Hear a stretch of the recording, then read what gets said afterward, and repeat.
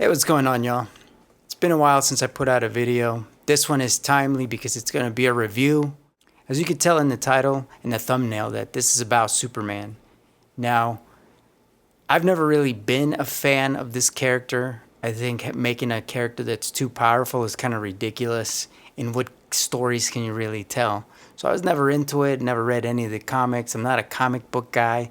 I saw the other movies when they came out, but I wasn't impressed by them. I didn't like the ADD chaoticness, the moody greediness out of a fiction story taking place in a fictional world. Fantasy and sci-fi, when they're combined, can work in the case of Star Wars or Dragon Ball, which this new Superman movie seems to pull a lot from Dragon Ball in terms of team effort, fights, the morals, the ethics, and even the main character's philosophy about doing good, helping, and defending people. In my media knowledge experience about looking at context and looking at subtext even of what is happening in films, what they're trying to communicate and maybe politicize a message or how they're doing it. And the difference between them to me is glaring. So Marvel films are usually rooted in real world, but they follow like physics, they follow real world politics, they follow things of the future. So for example, the Age of Ultron is about AI. They're not the first and they won't be the last to make them about AI. Of course, there's a Terminator in 1989, but this one specifically with Age of Ultron was moral dilemma of the consequences of the actions of the main character. And it comes back to bite him, just like in the beginning, first movie, the first one in 2008, Iron Man was basically the war on terror. Iron Man 3 kind of goes back into the CIA kind of counterintelligence, counterterrorism deal, where DC is rooted in all fiction, where the major cities in the United States are named Gotham and Metropolis, right? After New York and after Chicago. But here are the elements of the movie. First of all, it's a PG-13 movie, but I would caution families to go there to watch it with anyone under 13, maybe teenage level, because for a superhero movie, there's a lot of swearing. It really is unnecessary. You can get the point across without it. Superman's the only character in the movie that does not swear. I will say that the film does have some good themes and interesting things that explores the extended origin, the lifestyle of Superman, his parents, some of the other lore that maybe is part of the comics. I'm not totally sure. But it does explore him more grounded as a human, just as a human that happens to have superpowers. It also explores the themes of family, like I mentioned, the inheritance, like what we're born into, the families, the legacies we're born into, authority and power, how somebody with wealth, extreme amount of wealth, what they would use it for. The main subplot of the entire film, and that is there's a pending war happening in two fictional countries going after each other, which is not Palestine and Israel. So you might see the desert place, whatever. It seems like it's more Eastern Europe. It seems like it's one of the stand countries invading another stand country. Show the morality, the ethics of the heroes in the film, which were very isolationist, standoffish, like the Justice League. They don't want to get involved with the politics. They just want to do a job that is like super world threats, otherworldly threats, alien invasions, stuff like that. Nothing to do with politics. They stay out of it. But Superman doesn't, so that's what creates the conflict. He wants to save everyone because he can. And he's acting as a sovereign agent. And again, it's not a political movie any more than Tom Clancy is geopolitical commentary on foreign affairs. It's fiction. There are specific scenes that I think kind of drill this in that I pulled away. So one of the scenes is a conversation about music, specifically punk rock. It's in Clark's apartment, and Lois Lane is there quizzing him, questioning him about some stuff. She questions his taste on music. He lists off some bands, and she says that's pop, that's not punk rock. And so she thinks that music isn't good, and it's kind of soft. And she says to him, "You trust everyone you meet." So he takes a second to pause, and then he responds, "Maybe that's the real punk rock."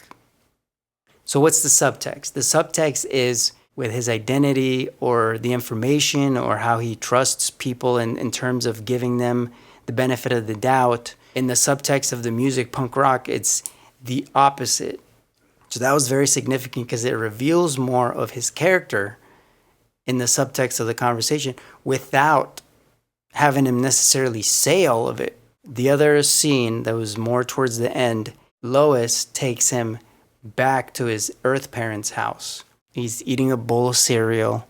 The dad tries to make small talk, and Superman undercuts it. He says, I didn't know I was sent to Earth to hurt people. He didn't know he was sent to Earth to colonize it. Again, parallels to Dragon Ball.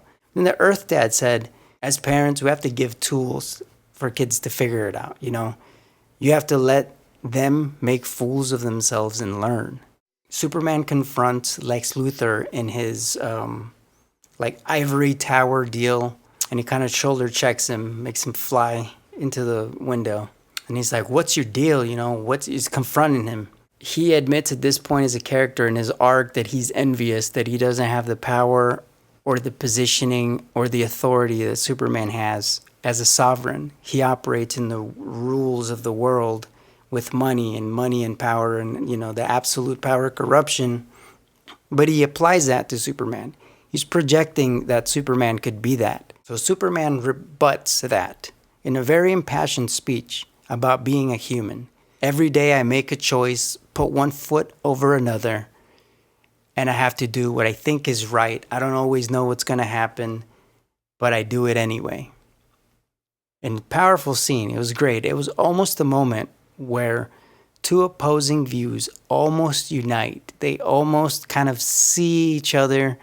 They kind of almost validate because they're on similar quests, even though one is doing it for selfish greeds and one's doing it for altruism because he can afford to do that.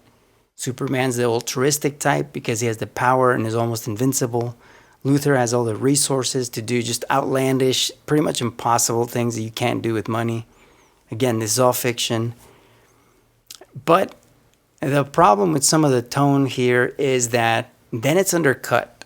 It does this, it undercuts the emotional moment with some bit. And the bit is the dog. The dog just starts biting Luthor, breaks his arm, something like that.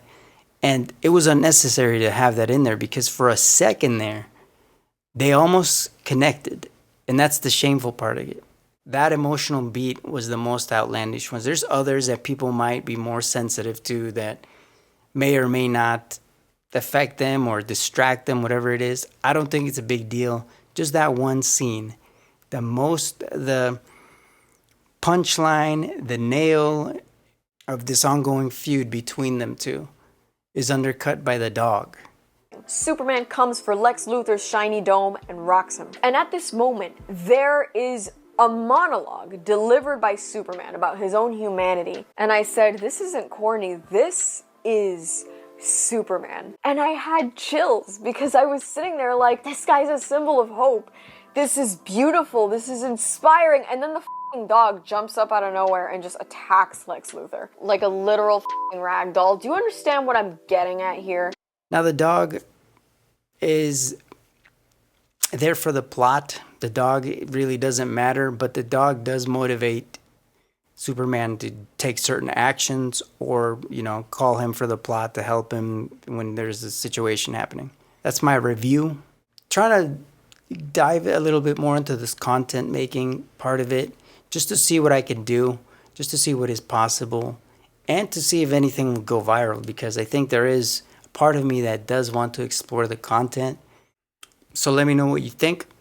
I'll upload more content real soon. Let me know what you think then. Catch you in the next one.